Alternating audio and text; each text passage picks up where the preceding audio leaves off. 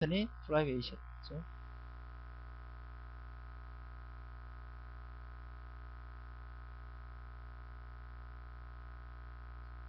자, 복습 마지막 포사드 패턴이 있었죠.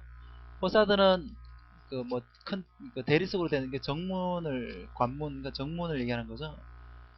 그 정문이라 해야 되나? 하여튼 굉장히 높은 이렇게 그런 문이 있죠. 현관문이라고 해야 되나? 대리석으로 되고 아주 웅장한 현관.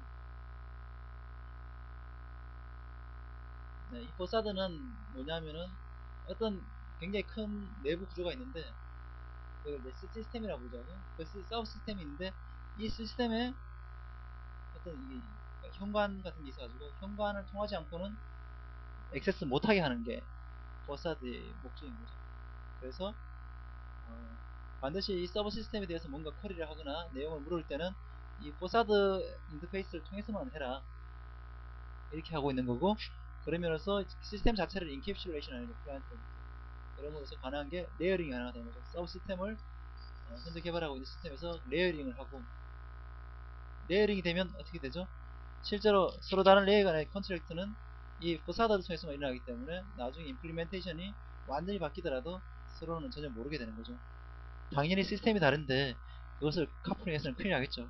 처음부터 그 개발 시작 단계부터 시스템이 다를 경우에는 컨트랙트를 정확 은밀하게 정의하고 시작해야 되고, 그 컨트랙트가 나중에 이제 요구사항 변경에 따라서 바뀔 수는 있겠지만 구현은 서로의 다른 시스템에서 가능하면 영향을 안 받아야 되는 게 가장 이제 기본적인 그 모듈 기반의 프로그래밍 방식이잖아요.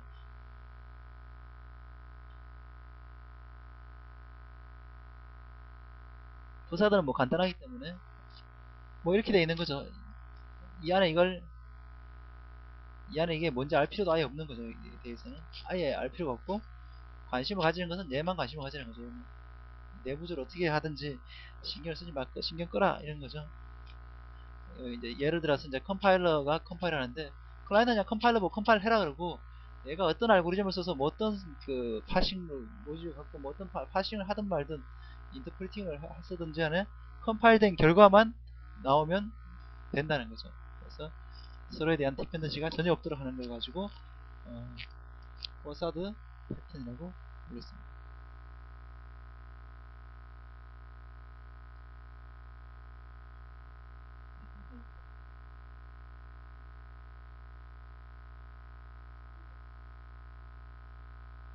포사드랑 브릿지랑 음,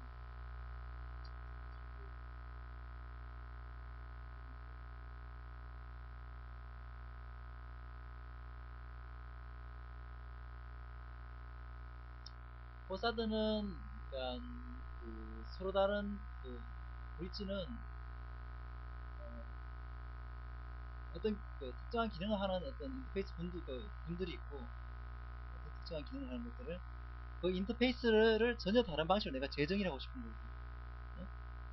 그러니까 실제로 물론 디테일을 감추는 건 뭐 일반적인 작업이지만 브릿지는 그것들을 내가 뭐 유사하지만 완전히 다른 인터페이스로 내가 표현하고 싶고, 새롭게 어떤 뭐 표준 같은 것들을 정의하고 싶은 거고,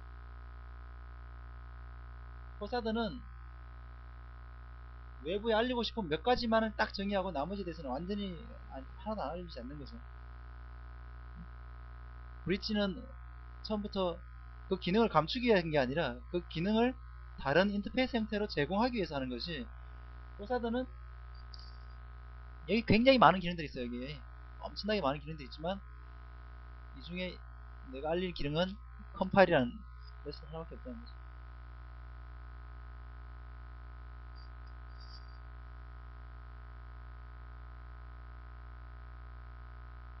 그런 측면에서 브릿지랑 포사드는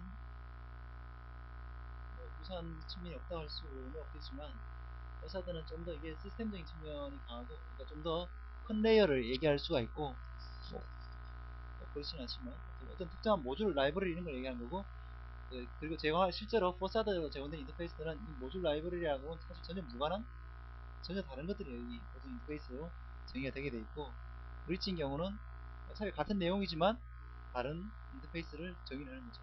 인터페이스 액세스.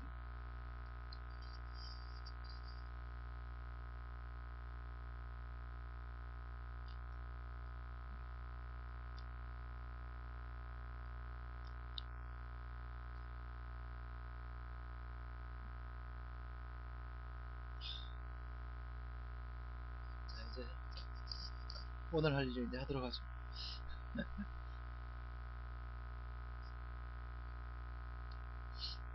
다음 주에 또 하면 또 복습 또 해야 되는.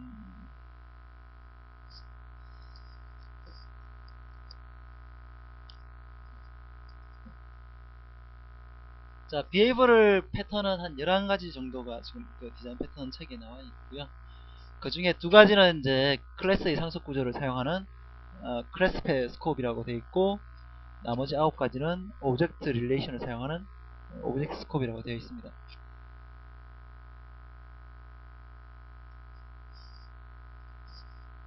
그 비헤이비럴 패턴은 이런 그대로 어떤 그 알고리즘이라든가 어떤 동작 방식 흐름 자체를 컨트롤하는 패턴을 정리한 거고요.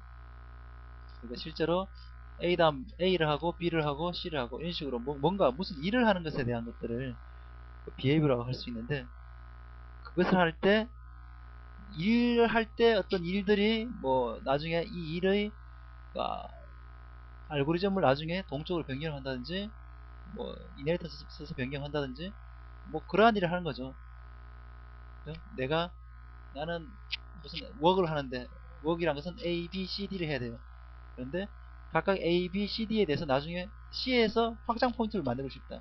아니면 C란 것의 구현은 감추고 싶다. 뭐 이런 것들을 할 때 behavioral 패턴을 사용합니다.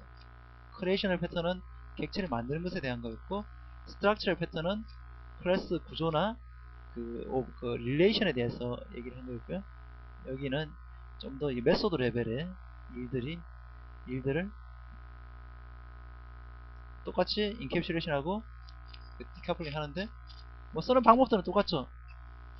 크리에이션이든 스트럭처럴이든 비헤이비어이든 다 클래스 상속 구조를 사용한다든지 아니면 오브젝트 컴포지션을 사용하게 되어 있습니다. 다른 게 없으니까. 그래서 모양은 다 비슷비슷하겠죠, 당연히. 자, 클래스 커버의 비헤이비어럴 패턴에는 두 가지가 있습니다.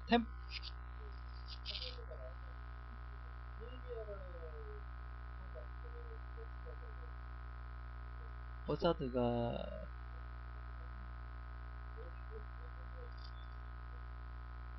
버사드라는 것은 인터페이스를 얘기하는 거지. 인터페이스, 메소드가 아니잖아, 버사드. 메소드 안에서 어떤 내가 A하고 B하고 C하고 이렇게 일을 하는 걸 비헤이비어라고 그러고, 포사드는 앞쪽에 포사드라는 인터페이스 혹은 클래스를 하나 따로 만들어 놓은 거죠. 그러니까 얘는 클래스를 어느 위치에 어떻게 두느냐, 인터페이스를 어떻게 두느냐, 그게 스트럭처에 대한 기본 구조고, 비헤이비어는 당연히 동작도 있지, 스트럭처가 있으면 동작도 있는 건데 당연히 다 전부 동작에 대한 얘기였잖아 지금 이게. 근데 기본적으로 클래스나 스트럭처를 어떻게 포지셔닝하고 어떻게 그 스코프들을, 그러니까 실제로 비저빌리티나 이런 것들을 어떻게 가져가느냐에 대한 포커스를 둔 것이 그 스트럭처럴 패턴이니까, 포사드는 그런 측면에서 실제로 스트럭처럴 패턴이라고 하는 거고, 그 유사한 건 앞으로도 나올 거예요. 근데 유사한데 이거는 비헤이비어럴 패턴입니다. 자, 그 비헤이비어럴 패턴에서 가장 대표적인 게 바로 템플릿 메소드죠. 템플릿 메소드가 가장 대표적인 그 패턴입니다.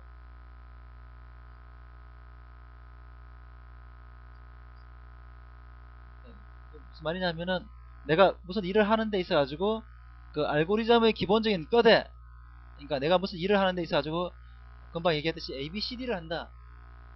ABCD를 한다. 이거 자체 2A, 2B, 2C, 2D. 그게 바로 그 알고리즘의 뼈대잖아요. 그것을 정의를 하고 그 중에 일부를 서브 클래스한테 넘길 수 있도록 2A를 서브 클래스가 오버라이딩 한다든지 2B를 한다든지 해가지고 결과적으로는 내가 오퍼레이션 1이라는 메소드 구현하는 데 있어가지고 걔가 2A, 2B, 2C, 2D를 콜해요.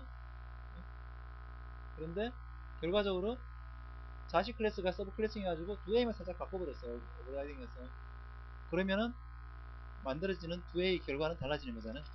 그런 식으로 하는 거 가지고 템플릿 메소드라고 부르고, 굉장히 많이 사용되고, 그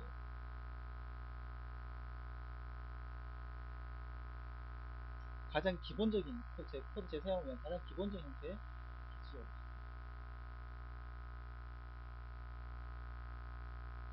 그래서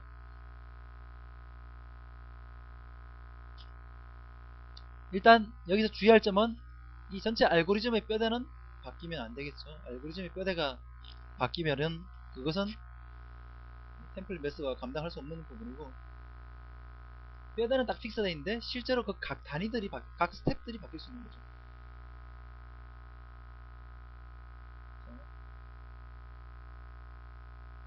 이건 사실 뭐 굉장히 많이 사용되는 거고, 중요한 거는 아까 전에도 얘기했지만 비헤이브럴 패턴이기 때문에 메소드 내용이 중요해요.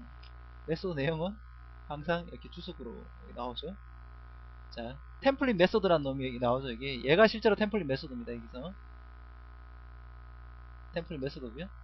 템플릿 메소드에는 뼈대가 그려져 있죠. 뼈대가 그려져 있는데 여기 A, B, C, D를 하게 돼 있죠. 여기 그 중에 A, B, C, D 중에 자시 상속 가능한 놈이 이렇게 두 개가 있다는 거죠. 그래서 콘크리트 클래스 1은 여기서 하고 얘가 뭐 했는데 나중에 하다 보니까 그 다른 기능이 필요했어요. 그래서 이게 마음에 안 들어가지고 이걸 또 바꿀 수가 있잖아요. 그러면 콘크리트 클래스 2가 또 상속해가지고 이걸 또 오버라이드 하면 되겠죠. 네, 어쨌든 뭐 그런 방식으로 되는 거고, 어, 실제로 하면 얘를 그 샘플을 보죠. 자, 여기에서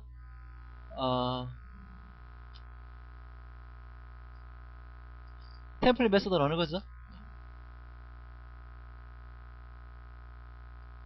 에? 뭔 소리야? 에? 여기 템플릿 메소드가 어느 거죠 지금?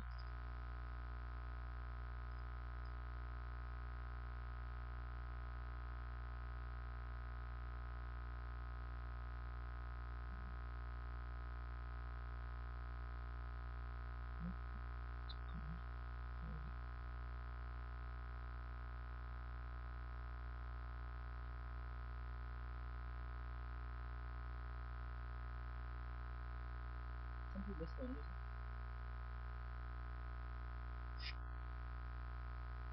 사람들이 지금 지금 뭐 하는 거 있지? 진짜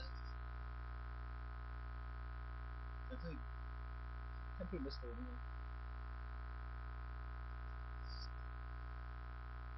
일단 이쪽은 신경 쓸 필요가 없어요. 일단은 이쪽은 신경 쓸 필요가 없죠 당연히. 실제로 이 메소드 기능이 이걸 만들고 하는 거니까 이쪽은 일단 신경 쓰지 말고, 얘들이 지금 이 클래스 상속 구조가 기본적으로 맞는 거죠. 그러면 템플릿 메소드가 어느 거죠? 템플릿 메소드가 부모에서 자식에 있어. 응? 부모의 퀴즈 당연히. 프리미티브만 오버라이드 하는 거니까 자식은, 템플릿 메소드는 뼈대가 딱 픽스되기 때문에 수정할 수 없는 걸 알잖아요. 템플릿 메소드는 오버라이드 할 수 없는 거예요 기본적으로. 꼭 그렇게 파이널을 할 필요는 없겠지만 일단 일반적인 형태는 템플릿 메소드 자체는 변경이 안 된다고 보는 거고. 그럼 누가 템플릿 메소드? 응? 애들랑 오픈이 똑바로 써있는 놈들이 템플릿 메소드가 되는 거죠. 빗다운 놈들은 앱스트랙트를 알죠. 앱스트랙트. 물론 꼭 앱스트랙트일 필요는 없어 사실은. 앱 프리미티브들이. 자, 어쨌든 간에 애드 다큐멘트랑 오픈 다큐멘트가 실제로 여기서는 템플릿 메소드로 구현이 되어 있는 거고요. 이제 뭐 실제로 한번 알고리즘을 생각해 볼까요? 이게 지금 코드가 빠져 있어 그런데 여기 이제 주석이 달려가지고 애드 다큐멘트가 뭐다 이렇게 딱 했으면 금방 봤을 것 같은데,